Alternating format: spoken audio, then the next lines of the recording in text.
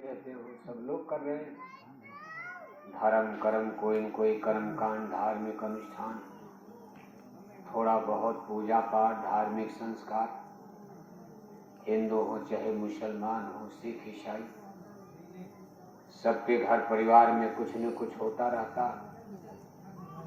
मंदिर में ton ton घंटी घंटा बजाए जा रहे और 1-1 किलो मछली का भी पूजा है, वो भी पूजा मानकर कर रही है। हरे रामा हरे कृष्णा कीर्तन गाए जा रहे, चंदन तिलक टीका लगाए जा रहे, अखंड रामायण पढ़े जा रहे, गंगा गोदावरी में नहाए जा रहे और 1-1 किलो अंडा खाए जा रहे, 10-10 बोतल दारू शराब पिए जा रहे। ये भी पूजा मान लिया, मान नहीं लिया बल्कि ज्यादातर लोग यही पूजा करे, कर्म कांड। इसको महापुरुषों ने अंधविश्वास, कर्म कांड, आडंबर और पाखंड बताया।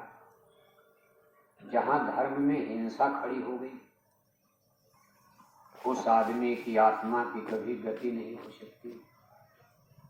जिसने किसी जीव को कष्ट दे दिया, जिसने किसी जीव की हत्या कर दिया, जिसने किसी जीव को तकलीफ कष्ट दे दिया, वो आत्मा परमेश्वर के कानून के मुताबिक नरक को डाली जाती। मोक्ष मुक्ति का वहां प्रश्न ही नहीं। इसलिए धर्म का फंडामेंटल प्रिंसिपल, धर्म का मूल सिद्धांत और थियरी सत्य हिंसा बताया गया। सत्य हिंसा परमो धर्म, सत्य ईश्वर का सांकेतिक नाम है। सत्य ही ईश्वर है, ईश्वर ही सत्य है। ईश्वर के अलावा ये सारा संसार झूठा है। यहाँ जो कुछ आज आप अपनी नजरों से देख रहे हो, इसमें कुछ भी परमानेंट अस्थाई नहीं है। और जो चीज परमानेंट अस्थाई नहीं है, उसको कभी सत्य नहीं माना जा सकता। जैसे राजाओं के किले महल किसी जमाने में सत्य थे, लेकिन आज उनके स्टेट, उनकी राज रियासत चली गई, राजे रानियां मर गए, आज उनके किले महल खंडहर होकर गिर रहे, कुछ दिन में पूरे खत्म हो जाएंगे। राजकोट में, जूनागढ़ में, पोरबंदर में, जामनगर में, भावनगर में, बड़ौदा में, अहमदाबाद में, राजे महाराजाओं ने, चाहे हिंदू राजा चाहे मुसलमान राजा, कितनी मेहनत से किले महल बनवाए, लेकिन न बनाने वालों का पता। और अब किले महल भी खत्म हो रहे हैं। इसी तरह आप भी खत्म होंगे और आपकी बनाई हुई ये कोठी हवेली, जमीन बगीचे, बेटे और बेटियां, घर परिवार, दोस्त मित्र, रिश्तेदार, सगे संबंधी, एक दिन सब फना हो जाएंगे, मिट्टी मिट्टी में मिल जाएगा।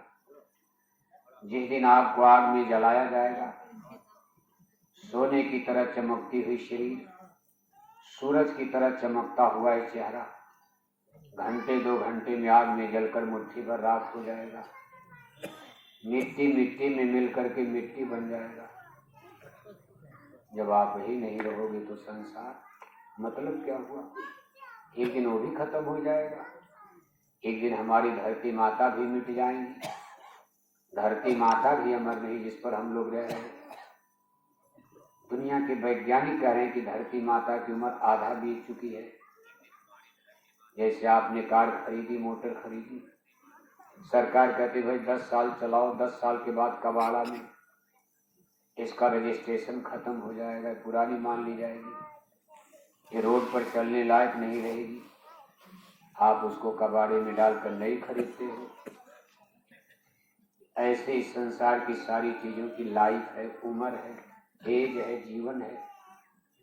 हमारे शरीर का भी एक जीवन है, समय सीमा है। आदमी बच्चा होता है, फिर जवान बनता है। Child is the father of the man. जो आज बच्चा है वही पिता बन जाता, शादी हो गई हस्बैंड बन जाता। आज तो बच्चा है, अबोध अवस्था, ज्ञान अवस्था जन्म लिया, टट्टी पेशाब का भी ज्ञान नहीं रहता। माँ की गोद में टट्टी कर दिया, चारपाई बिस्तर पर टट्टी करता, सबने किया है। यहाँ जितने लोग आप खड़े बैठे हो सबने। जीवन का एक प्रथम दिन बताया गया है। इसको शिशु अवस्था, अज्ञान अवस्था, अबोध अवस्था कहा जाता। ये 5-6 साल का माना जाता। इसके बाद कुछ चेतना आती है, होश आता। बच्चे बच्चियां घुटने के बल पर, पैर के बल पर चलना सीख लेते। लैट्रिन बाथरूम का कुछ ज्ञान हो जाता। तब माता पिता किताबों का बस्ता झोला पीठ पर लाद देते, बैग, और स्कूल कॉलेज में भेज देते, भाई जाओ ज्ञान अर्जन करो, कुछ पढ़ो लिखो सीखो समझो। ये जिंदगी का दूसरा दिन, इसको बालकाल यानी ब्रह्मचर्य कहा जाता। ये भी 25-30 साल का होता। पढ़ाई लिखाई, स्कूल कॉलेज यूनिवर्सिटी का समय बीत गया। अब जिंदगी का तीसरा दिन शुरू होता। किसी को पकड़कर शादी करवा दिया। अब वही बच्चा देखो अब हस्बैंड हो गया, जो कभी टट्टी पेशाब का ज्ञान नहीं जानता था।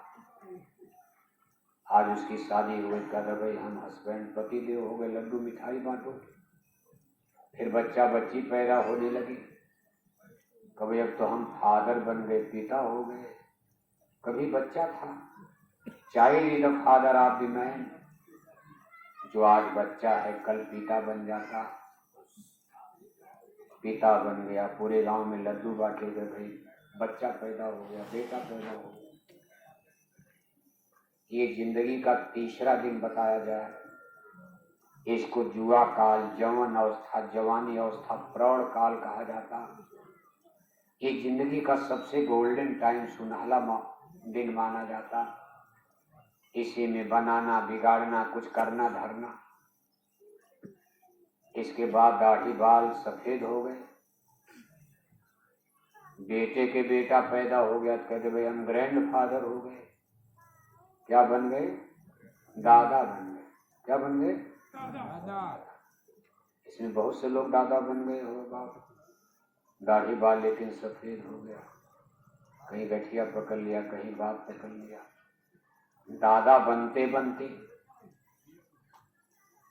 आपका शरीर पुराना हो गया, ओल्ड हो गया, बुढ़ा हो गया।